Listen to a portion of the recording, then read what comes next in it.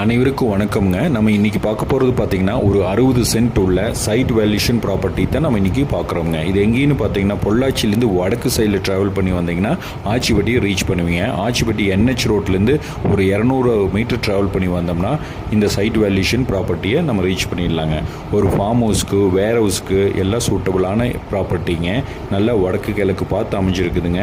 இன்வெஸ்ட்மெண்ட்டுக்கு சூட்டபுளான property பாருங்கள். பக்கத்தால் எல்லாம் சைட் போட்டிருக்கிறாங்க. சென்ட் 12 லட்ச ரூபா 10 லட்ச ரூபாய்க்கு போயிட்டுருக்குதுங்க. பக்கத்தால் நல்ல சைட் வேல்யூஷனில் தான் அமைஞ்சிருக்குதுங்க இந்த ப்ராப்பர்ட்டி.